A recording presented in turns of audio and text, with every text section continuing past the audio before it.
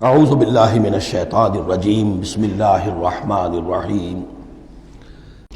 اب حضرت موسیٰ علیہ السلام کا وہ واقعہ آ رہا ہے کہ جب کہ مصر سے اپنی قوم کو لے کر نکلے، صحرائے سینا میں رہے، کوہ طور پر بلائے گئے، تورات دے دی گئی۔ اب اس کے بعد انہیں حکم ہوا کہ فلسطین میں داخل ہو جاؤ، اور وہاں جو مشرک اور کافر قومیں آباد تھیں، فلسطی کہلاتے تھے، ان کو تم ان کے ساتھ جنگ کرو، انہیں وہاں سے نکالو، اور یہ تمہارے لیے ارض مقدس اللہ کی طرف سے موعود ہے، اس لیے کہ تمہارے ابراہیم، تمہارے جد امجد تھے، وہ یہی تھے، یہی حضرت اسحاق تھے، یہیں سے پھر حضرت یعقوب کے زمانے میں حضرت یوسف علیہ السلام جب مصر چلے گئے تھے تو یہاں سے تمہاری منتقلی مصر ہوئی تھی۔ اب جو اپنا اصل گھر ہے جاؤ اسے حاصل کرو۔ لیکن جب جنگ کا موقع آیا، پوری قوم نے کوڑا جواب دے دیا کہ ہم جنگ کرنے کے لیے تیار نہیں۔ اس پر حضرت موسیٰ علیہ السلام کے مزاج میں جو تلخی پیدا ہوئی اور طبیعت کے اندر یوں سمجھیے بیزاری کی شدت پیدا ہوئی، وہ آپ دیکھیے گا کہ ہم یہ سمجھتے ہیں کہ رسول جو ہے وہ اپنی امت کے حق میں شفقت ہی شفقت ہوتا ہے، شفقت بھی ہے، جیسے اللہ کا معاملہ رؤوف بھی ہے، ودود بھی ہے، لیکن عزیز ذو انتقام بھی ہے، انتقام لینے والا بھی ہے۔ یہ دونوں شانیں ہیں۔ رسول کا معاملہ بھی یہی ہے، شفیق بھی ہے لیکن غیور بھی ہے، دین کی غیرت اس میں ہے، آپ سے بڑھ کر اللہ کے دین کی غیرت اس میں ہے، تو آخر ظاہر بات ہے کہ آپ کے طرز عمل سے بیزاری بھی ہوگی۔ پھر ان دونوں چیزوں کو سامنے رکھیے۔ اور یہ بات ذرا میں عرض کر دوں، تھوڑی سا نکتہ ہے سمجھنے کا، کہ چونکہ اس قوم کو اب تک بہت سا تجربہ ہوا تھا معجزوں کا، پیاس لگی، ہم سورہ بقرہ میں پڑھ آئے ہیں، ایک ضرب لگی چٹان پر 12 چشمے پھوٹ گئے، کوئی محنت تو کرنی نہیں پڑی۔ بھوک لگی، من و سلوہ نازل ہو گیا۔ دھوپ لگی، سائبان جو ہے وہ ابر کا سائبان ساتھ ساتھ چل رہا ہے۔ سمندر راستے میں آیا، پھٹا، اس نے راستہ دے دیا۔ تو اس سے یہ بھی کہا جا سکتا ہے کہ اس لاڈ پیار کی وجہ سے بگڑ گئے تھے، اور یہی حکمت ہے کہ حضور کی پوری زندگی میں آپ کو اس طرح کا کوئی معجزہ نظر نہیں آتا۔ مسلمانوں، جو کرنا ہے اپنی جان دے کر، ایثار سے، قربانی سے، محنت سے، مشقت سے، بھوک جھیل کر، فاقے برداشت کر کے کرو۔ یہ بہت اہم نکتہ ہے، سمجھ لیجیے۔ یہ عادی ہو گئے تھے۔ وَإِذْ قَالَ مُوسَىٰ لِقَوْمِهِ يَا قَوْمِ اذْكُرُوا نِعْمَةَ اللَّهِ عَلَيْكُمْ إِذْ جَعَلَ فِيكُمْ أَنْبِيَاءَ وَجَعَلَكُمْ مُلُوكًا، اور یاد کرو جب کہ موسیٰ نے کہا اپنی قوم سے، میری قوم کے لوگوں، اور تورات سے معلوم ہوتا ہے، بک آف ایکسوڈس جو ہے 6 لاکھ کی نفری تھی ان کی جب یہ نکلے ہیں مصر سے۔ اب ان میں بوڑھے بھی، بچے بھی اور عورتیں بھی، ان کو نکال دیجئے تو کم سے کم 1 لاکھ تو ہوں گے کہ جو ایسے لوگ ہوں کہ جو جنگ کی صلاحیت رکھتے ہوں، اور نیچے جائیے برسبیل تنزل تو 50,000 تو ہوں گے، لیکن ان کا حال کیا ہوا وہ دیکھ لیجئے۔ یا قوم اذکروا نعمت اللہ علیکم، میری قوم کے لوگوں، اللہ کے اس انعام کا احساس کرو جو تم پر ہوا ہے۔ اذ جعل فیکم انبیاء، جبکہ تمہارے اندر اس نے نبی اٹھائے، یعنی خود میں نبی ہوں، میرے بھائی ہارون نبی ہیں، حضرت موسیٰ نبی تھے، حضرت یوسف نبی تھے جو آئے تھے۔ وجعلکم ملوکا، اور تمہیں بادشاہ بنایا ہے۔ بادشاہ بنایا ہے تو ظاہر بات ہے اس وقت تک اگرچہ ان کی بادشاہت تو قائم نہیں ہوئی تھی، ہو سکتا ہے یہ پیشین گوئی ہو کہ جو بتائی جا رہی ہو کہ آئندہ تمہیں اللہ تعالیٰ زمین کی سلطنت بھی اور خلافت بھی دینے والا ہے، جیسے کہ حضرت داؤد اور حضرت سلیمان کے زمانے میں ہوئی۔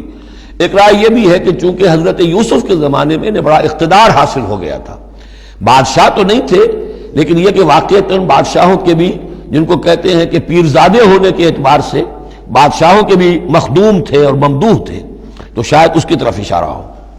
وَآتَاكُم مَّا لَمْ يُؤْتِ أَحَدًا مِّنَ الْعَالَمِينَ، اور تمہیں وہ ساری چیزیں دیں جو پوری دنیا میں تمام جہان والوں میں کسی کو نہیں دی۔ یا قوم ادخلوا الارض المقدسۃ التي كتب اللہ لکم، اے میری قوم کے لوگوں اب داخل ہو جاؤ اس ارض مقدس میں، اس فلسطین میں جو اللہ نے تمہارے لیے لکھ دی ہے، اللہ کا فیصلہ ہے، تمہیں ملے گی۔ ولا ترتدوا على ادبارکم، اور اب اپنی پیٹھوں کے بل نہ واپس نہ پھرنا، فتنقلبوا خاسرین، اگر ایسا کرو گے تو خسارے میں رہو گے۔ قالوا یا موسیٰ ان فیہا قوما جبارین، انہوں نے کہا موسیٰ ہم فلسطین میں داخل ہو جائیں، اس میں تو بڑی جابر قوم ہے، بڑی طاقتور قوم ہے، قداور لوگ ہیں، لئیم ہے، جسیم ہے، ان فیہا قوما جبارین وانا لن ندخلها حتی یخرجوا منها، ہم اس زمین میں داخل نہیں ہوں گے، اپنے قدم نہیں بڑھائیں گے جب تک کہ وہ وہاں سے نکل نہ جائیں۔ وَإِن يَخْرُجُوا مِنْهَا فَإِنَّا دَاخِلُونَ، وہ نکل جائیں پھر ہم داخل ہو جائیں گے۔ قَالَ رَجُلَانِ مِنَ الَّذِينَ يَخَافُونَ، کہا دو اشخاص نے کہ جو خوف رکھتے تھے اللہ کا بھی، انعم اللہ علیہما، اللہ نے بھی ان پر انعام کیا تھا۔ یہ دو شاگرد تھے جو قریبی صحابی یا حواری تھے حضرت موسیٰ کے۔ یوشع ابن نون تو وہ ہے کہ جو پھر ان کے بعد جانشین بھی ہوئے، اور گمان غالب یہی ہے کہ وہ نبی بھی تھے، اور دوسرے تھے کالب بن یفنہ۔ تو ان دونوں نے اپنے قوم کے لوگوں کو سمجھانا چاہا۔ قال رجلان من الذین یخافون انعم اللہ علیہما ادخلوا علیہم الباب، ہمت کرو دروازے میں ایک دفعہ گھسو تو صحیح۔ فاذا دخلتموہ فانکم غالبون، جب تم داخل ہو جاؤ گے تو غلبہ تمہیں مل جائے گا۔ وعلی اللہ فتوکلوا، اللہ پر توکل کرو، ان کنتم مؤمنین، اگر تم مومن ہو۔ قالوا یا موسیٰ انا لن ندخلها ابدا، انہوں نے کہا موسیٰ ہم تو کبھی بھی، یہ ترجمہ کبھی بھی اصل میں کیا گیا ہے اس مصحف میں بھی، لیکن یہ گرامر کے اندر عربی محاورے میں ابدا، ہرگز ہرگز، ہم ہرگز ہرگز داخل نہیں ہوں گے۔ یا موسیٰ لن ندخلها ابدا، ہم ہرگز داخل نہیں ہوں گے، ما داموا فیہا، جب تک کہ وہ اس میں موجود ہے۔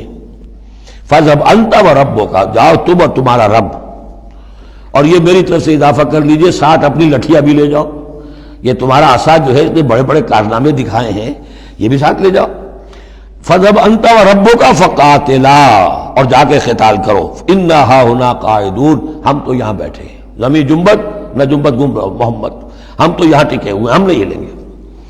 قال رب، اب دیکھیے بیزاری، وہی حضرت موسیٰ سورہ قصص میں آپ واقعہ پڑھیں گے کہ قبطی جو تھا وہ مار رہا تھا ایک اسرائیلی کو، تو اس کی طرف سے پھر مدافعت کرتے ہوئے حضرت موسیٰ نے ایک مکہ رسید کیا اور اس قبطی کی جان نکال دی۔ فَوَقَدَهُ مُوسَىٰ فَقَضَىٰ عَلَيْهِ، اس وقت اتنی محبت اپنی قوم سے، اور اب کیا حال ہے؟ قال رب انی لا املک الا نفسی واخی، انہوں نے عرض کیا پروردگار مجھے تو اختیار نہیں ہے سوائے اپنی جان کے اور اپنے بھائی ہارون کی جان کے۔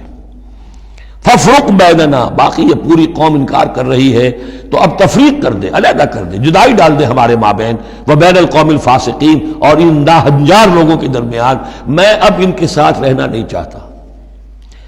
آج کی اصطلاح میں ہم کہہ سکتے ہیں میرا استعفیٰ قبول فرما لے، کہ میں اب ان کے ساتھ نہیں رہنا چاہتا، ان کی ناہنجاری، جو کچھ انہوں نے دیکھا ہے، میرے ہاتھوں سے جو معجزے دیکھے ہیں، میرے اور ان کے درمیان اب تفرقہ پیدا کر دے۔ اللہ نے یہ درخواست قبول نہیں کی، لیکن یہ کہ تذکرہ بھی نہیں کیا۔ قال فإنها محرمۃ علیہم 40 سنۃ، نہیں، ہم جو سزا انہیں دے رہے ہیں وہ یہ ہے کہ اب یہ ارض مقدس، اگر یہ بزدلی نہ دکھاتے ابھی ہم انہیں دے دیتے، اب انہوں نے بزدلی دکھائی ہے تو اب یہ ان پر حرام رہے گی 40 برس تک۔ یتیہون فی الارض، اسی صحرا میں، اسی صحرائے سینا میں، سینائی پیننسولا، یہ بھٹکتے پھریں گے۔